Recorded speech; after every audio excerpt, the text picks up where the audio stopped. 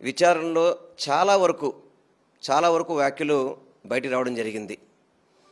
ఏదైతే ఒక రాజ్యాంగబద్ధమైన పోస్టులో ఉన్న ముఖ్యమంత్రి ఏ విధంగా కల్తీ జరుగుతుంది అని చెప్పి సుప్రీంకోర్టు ప్రశ్నించడం కానివ్వండి, ఆ నెయ్యిని వాడినట్టుగా ఆధారాలు దొరకలేదని చెప్పడం కానివ్వండి, సుప్రీంకోర్టు తీర్పులో వచ్చిన ఇవన్నీ కూడా ఈరోజు విచారణలో వచ్చిన మాటలన్నీ కూడా, అదేవిధంగా ఏదైతే ఈ ప్రభుత్వం తరపున అంటే మన చంద్రబాబు ప్రభుత్వం తరపున వాదించిన అడ్వకేట్ కూడా ఆ ట్యాంకర్లు వాడలేదని చెప్పడం కానివ్వండి, పూర్తిగా కూడా చాలా వరకు భక్తుల మనోభావాలకి ఆవేదనకి గురికాకుండా ఉండే విధంగా ఈరోజు సుప్రీంకోర్టు యొక్క వ్యాఖ్యలు చూస్తే అర్థమవుతుంది. దయచేసి నేను ఒక్కటే కోరుకునేది, కోట్లాది మంది భక్తులు గత కొద్ది రోజుల నుంచి చాలా ఆవేదనతో బాధపడిన పరిస్థితులు. ఎందుకంటే ప్రతి ఒక్కళ్ళు కూడా ఇలవేల్పుగా చూసుకునే వెంకటేశ్వర స్వామి గారి యొక్క ప్రసాదాన్ని కల్తీ జరిగిందని చెప్పని బాధపడే పరిస్థితి, చాలామంది భక్తులు బాధపడిన పరిస్థితి నేను దగ్గరుండి చూశాను. ఈరోజు సాక్ష్యాధారాలతో సహా సుప్రీంకోర్టులో అంటే ఇటు వైవి సుబ్బారెడ్డి గారు కానీ వేనేయండి, లేకపోతే సుబ్రహ్మణ్యం స్వామి గారు వేనేయండి, ఇతరులు చాలామంది కూడా దీని మీద సుప్రీంకోర్టులో విచారణకి కోరుకున్న పరిస్థితులు మనం చూసాం. కానీ ఒక ముఖ్యమంత్రి స్థాయిలో ఉన్న వ్యక్తులు ఇటువంటి ఆధారాలు లేకుండా మాట్లాడడం అనేది బాధ్యతారాహితంగా ఉన్నాయనేది మనకి ఈరోజు అర్థమవుతుంది. పూర్తిగా కూడా ఈరోజు సుప్రీంకోర్టు విచారణలో తెలిసింది ఆ బళ్ళు వాడలేదని చెప్పని. అదేవిధంగా ఒకవేళ మీకు ఆ యొక్క దీంట్లో తీర్పు వచ్చుంటే కానీ మన ల్యాబ్లో రిపోర్ట్ వచ్చుంటే రెండో ల్యాబ్కి ఎందుకు మీరు ఒపీనియన్ పంపలేదని చెప్పడం కానివ్వండి, ఎందుకు ఇన్నాళ్ళు గ్యాప్ ఇచ్చారు, జూలై 23వ తారీఖు జరిగితే సెప్టెంబర్ 18వ తారీఖు వరకు ఎందుకు మీరు దీన్ని గోప్యంగా ఉంచారు, అదేవిధంగా సిట్టు వేయాల్సిన అవసరం ఏంటి, ఇవన్నీ కూడా కోర్టు ప్రశ్నించింది. ఇవన్నీ కూడా అంటే భక్తులకు ఎన్నో అనుమానాలు ఉన్నాయి. ఆ అనుమానాలని తొలగించే విధంగా కోర్టే ఈరోజు సుప్రీంకోర్టే ఇవన్నీ ప్రశ్నించినందుకు ఒక వెంకటేశ్వర భక్తుడిగా చాలా ఆనందాన్ని వ్యక్తం చేస్తున్నాను. తప్పకుండా ఇది కోర్టు పరిధిలో ఉంది కాబట్టి రేపు మళ్ళీ 3వ తారీఖు నాడు దీని మీద విచారణ ఉంది కాబట్టి తప్పకుండా ఆ విచారణలో అన్ని నిజాలు బయటపడతాయని చెప్పి మాత్రం నేను వెంకటేశ్వర భక్తుడిగా నేను ఆశిస్తున్నాను. నేను ఇప్పటికి కూడా గౌరవ ముఖ్యమంత్రి గారికి ఒకటే చెప్తున్నాను, దయచేసి రాజకీయాల్లోకి వెంకటేశ్వర స్వామిని కానీ తిరుమల తిరుపతి దేవస్థానాన్ని కానీ మీరు లాగబాగండి స్వామి. ఎందుకంటే భక్తులు ఎంతోమంది, ఇది రాజకీయాలు వద్దు, ఎందుకంటే పార్టీలు వేరు రాజకీయాలు వేరు. వెంకటేశ్వర స్వామికి ప్రపంచవ్యాప్తంగా కూడా భక్తులు ఉన్నారు. వాళ్ళందరూ కూడా ఈరోజు ఆవేదన పొందిన పరిస్థితులు ఈ సుప్రీంకోర్టు విచారణ ద్వారా అందరికీ కూడా చాలా వరకు అనుమానాలు తొలగినాయి. రేపు 3వ తారీఖు నాడు వచ్చే తీర్పు కూడా భక్తులకి అందరికీ కూడా ఆవేదన తీరే విధంగా ఉంటుందని చెప్పి మనస్ఫూర్తిగా కోరుకుంటూ ఈ వెంకటేశ్వర భక్తులందరికీ కూడా ఒక్కటే కోరుకుంటున్నాను, చంద్రబాబు గారిని వెంకటేశ్వరం రాజకీయాలు తీసుకురావద్దు, రాజకీయాల్లో దేవుడిని లాగొద్దని మాత్రం మీ ద్వారా నేను చంద్రబాబు నాయుడు గారిని కోరుకుంటున్నాను.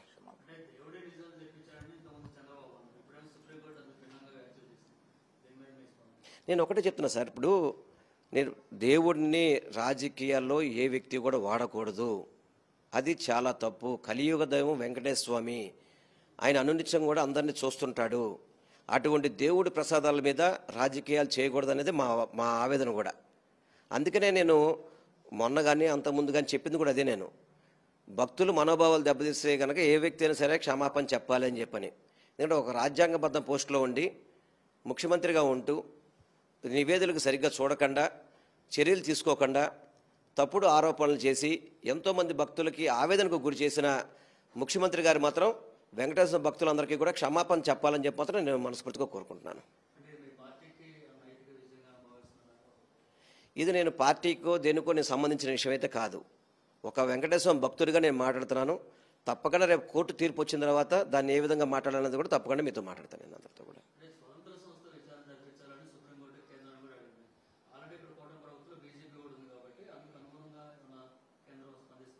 అంటే మేము కూడా అడుగుతుంది అదే కదా.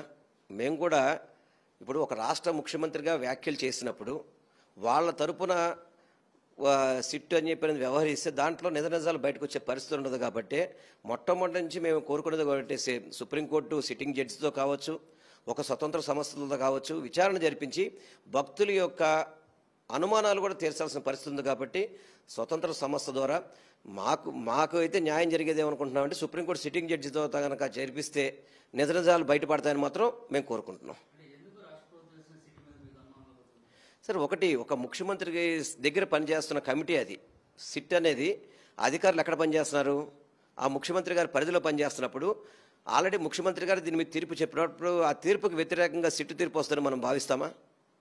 అధికారులు ఆల్రెడీ ముఖ్యమంత్రి గారు చెప్పేసి ప్రెస్ మీట్లో అనౌన్స్ చేసేసిన తర్వాత ఆ సిట్ నుంచి మనకి పాజిటివ్ వస్తుందని చెప్పని ఎవరు కూడా భావించట్లేదు. భక్తులుగా కూడా ఎవరు దాన్ని నమ్మే పరిస్థితి లేదు. కాబట్టి సుప్రీంకోర్టు సిట్టింగ్ జడ్జిలో విచారణ జరిపించడం అనేది మా యొక్క డిమాండ్ కూడా.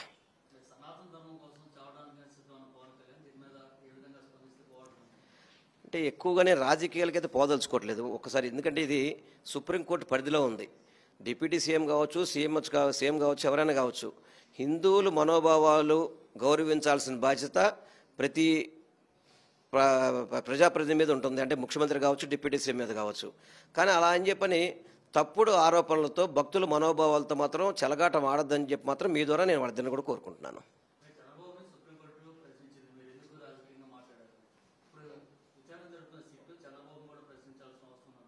తప్పకుండా ప్రశ్నించాలి కదా. మీరు చెప్పిన ప్రకారం సిట్టు కనుక నిస్వార్థంగా పనిచేస్తే ఏదైతే చంద్రబాబు నాయుడు ముఖ్యమంత్రి హోదాలో పార్టీ ఆఫీసులో మీటింగ్ పెట్టి ఎన్డీడీబీ రిపోర్ట్ పార్టీ ఆఫీసులు తీసుకొచ్చాడో దాని మీద కూడా విచారణ జరపాలి. వాళ్ళు సిట్టు కూడా చంద్రబాబుని విచారణ జరపాలి.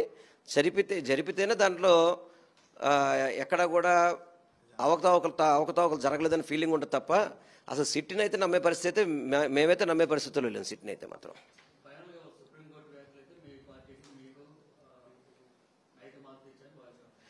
వెంకటేశ్వర భక్తులందరికీ కూడా ఊరటనిచ్చే విధంగా దాంట్లో విచారణలో ఇప్పటి వరకు వచ్చిన వాస్తవాలన్నీ కూడా వెంకటేశ్వర భక్తులందరికీ కూడా ఊరట కల్పించే విధంగా ఉన్నదని మాత్రం మీతో చెప్పగలుగుతాను. నేను విచారణలో చాలా వరకు వ్యాఖ్యలు బయటికి రావడం జరిగింది. ఏదైతే ఒక రాజ్యాంగబద్ధమైన పోస్టులో ఉన్న ముఖ్యమంత్రి ఏ విధంగా కల్తీ జరుగుతుంది అని చెప్పి సుప్రీంకోర్టు ప్రశ్నించడం కానివ్వండి, ఆ నెయ్యిని వాడినట్టుగా ఆధారాలు దొరకలేదని చెప్పడం కానివ్వండి, సుప్రీంకోర్టు తీర్పులో వచ్చిన ఇవన్నీ కూడా ఈరోజు విచారణలో వచ్చిన మాటలన్నీ కూడా, అదేవిధంగా ఏదైతే ఈ ప్రభుత్వం తరపున అంటే మన చంద్రబాబు ప్రభుత్వం తరపున వాదించిన అడ్వకేట్ కూడా ఆ ట్యాంకర్లు వాడలేదని చెప్పడం కానివ్వండి, పూర్తిగా కూడా చాలా వరకు భక్తుల మనోభావాలకి ఆవేదనకి గురికాకుండా ఉండే విధంగా ఈరోజు సుప్రీంకోర్టు యొక్క వ్యాఖ్యలు చూస్తే అర్థమవుతుంది. దయచేసి నేను ఒక్కటే కోరుకునేది, కోట్లాది మంది భక్తులు గత కొద్ది రోజుల నుంచి చాలా ఆవేదనతో బాధపడిన పరిస్థితులు. ఎందుకంటే ప్రతి ఒక్కళ్ళు కూడా ఎలవేల్పుగా చూసుకునే వెంకటేశ్వర స్వామి గారి యొక్క ప్రసాదాన్ని కల్తీ జరిగిందని చెప్పని బాధపడే పరిస్థితి, చాలామంది భక్తులు బాధపడిన పరిస్థితి నేను దగ్గరుండి చూశాను. ఈరోజు సాక్ష్యాధారాలతో సహా సుప్రీంకోర్టులో అంటే ఇటు వైవి సుబ్బారెడ్డి గారు కానీ వేనేయండి, లేకపోతే సుబ్రహ్మణ్య స్వామి గారు వేనేయండి, ఇతరులు చాలామంది కూడా దీని మీద సుప్రీంకోర్టులో విచారణకి కోరుకున్న పరిస్థితులు మనం చూసాం.